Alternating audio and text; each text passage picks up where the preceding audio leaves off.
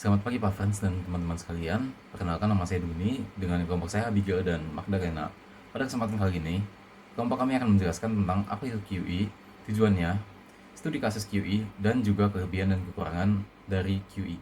Quantitative easing adalah kebijakan moneter non-konvensional yang diterapkan oleh bank sentral untuk merangsang pertumbuhan ekonomi ketika kebijakan konvensional seperti penurunan suku bunga sudah tidak lagi efektif untuk dilakukan. Kebijakan ini melibatkan pembelian aset keuangan seperti obligasi pemerintah dan surat berharga lainnya dari pasar terbuka untuk meningkatkan jumlah uang beredar dan menurunkan suku bunga jangka panjang. Tujuan dari quantitative easing yang pertama adalah menurunkan suku bunga jangka panjang, meningkatkan likuiditas pasar, merangsang pertumbuhan ekonomi, dan mendorong inflasi yang stabil.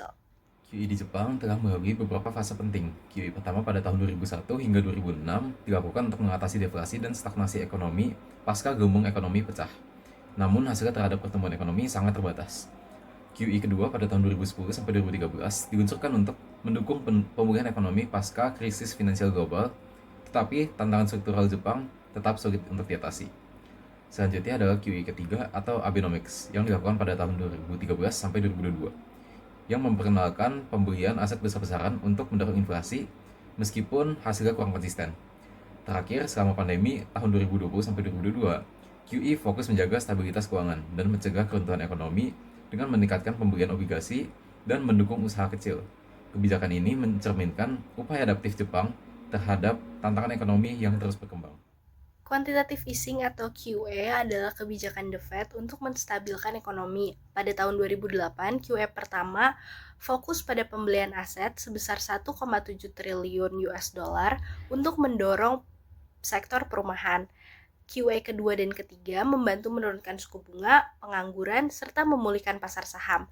Selama pandemi, QE terbesar dilakukan dengan nilai lebih dari 3 triliun untuk menjaga stabilitas pasar keuangan. Kelebihan dari quantitative easing adalah merangsang pertumbuhan ekonomi, meningkatkan lapangan kerja, dan menurunkan suku bunga serta menghindari deflasi.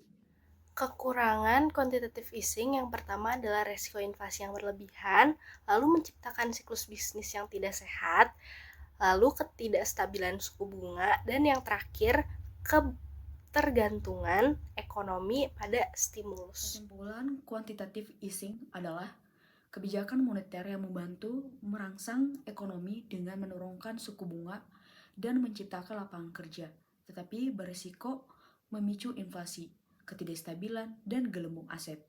Jadi, oleh karena itu, kebijakan ini harus digunakan secara hati-hati dan hanya digunakan dalam situasi krisis. Baik, sekian presentasi kami tentang quantitative easing. Mohon maaf bila ada kesalahan dan kekurangan dalam penyampaian kami. Sekian dan terima kasih.